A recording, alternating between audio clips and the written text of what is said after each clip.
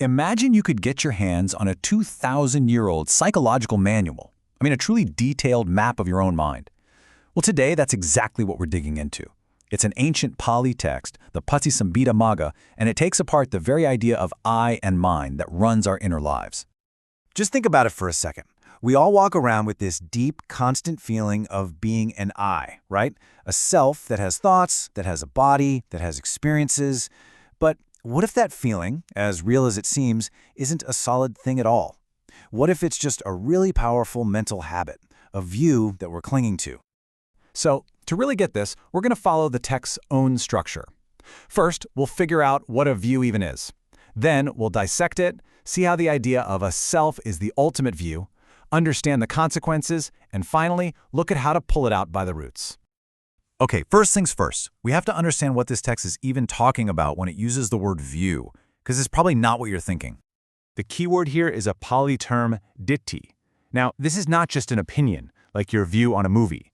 The text defines it as abhinavesa paramaso, which basically means a stubborn grasping, a clinging to a wrong interpretation of how things really are. It's less of a thought and way more of a deep psychological grip. And the text absolutely pinpoints the language of this mental grip. It's this quiet, constant monologue, running in the back of our minds. This is mine. This I am. This is myself. This right here, this is the sound of diṭṭhi in action. And we apply this possessive filter to, well, everything. We're not just talking about your phone or your house. We do it with our physical body, our feelings as they come and go, our perceptions, our thoughts, even our awareness itself. Nothing gets away from being labeled mine. So, how does this view actually get built in the mind? Well, the text doesn't just point out the problem, it gets out a scalpel and dissects it with incredible precision. It gives us a full anatomy of a view. And the analysis is so systematic, it's almost like a scientific breakdown of the mind. Any given view is broken down into 8 places it can come from, 16 main types, and this is the really powerful part, 18 psychological obsessions that it leads to. And this is where you see the real inner turmoil these views can cause.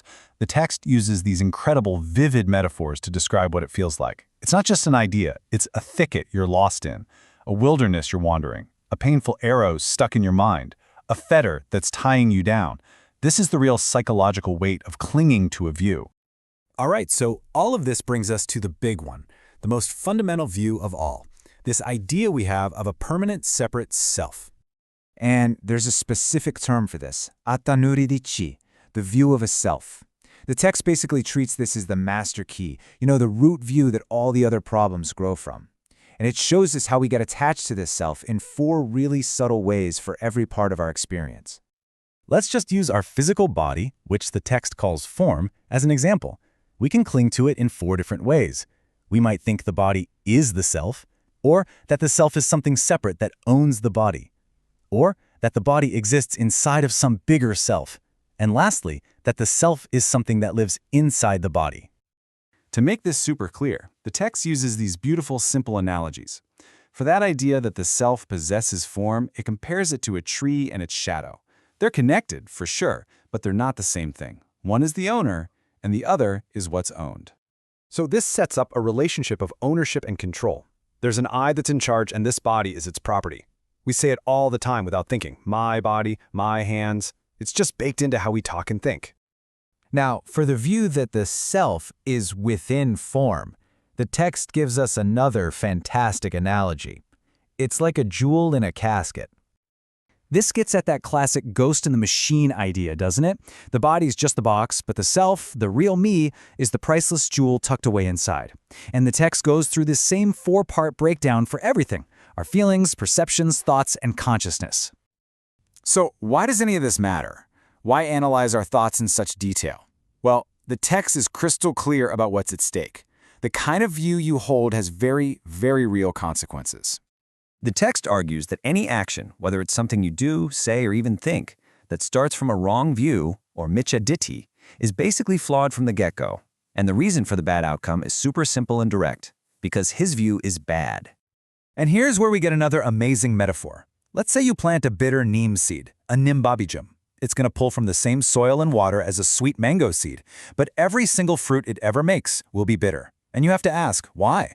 Because the seed is bad. It's the same thing with our actions. If an action grows from a twisted view of self, it's only ever going to lead to stress and suffering. Okay, so if wrong view is the bitter seed, how do you plant something new? Well, this text is a practical guide, so of course it gives us a direct and really elegant solution. The antidote is called right view, or samadhisti, and it's basically a direct cognitive flip of the original mistake. Instead of looking at your body and mind and thinking, this is mine, this I am, this is myself, you train yourself to see, this is not mine, this I am not, this is not myself. It's a huge shift from a feeling of ownership to a feeling of process. And this isn't just about, trying to think differently for a moment. The text points to a whole path, the Sotapadimagga, or the path of stream entry, which it literally calls the eradicator of the foundations of views. This is what gets rid of that bitter seed for good, making sure it can never grow back. And all of this leaves us with a final, really provocative question.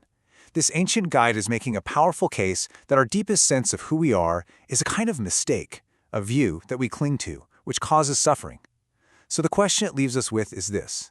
If that grasping, if that constant internal chatter of I and mine were to just fall away, what's left?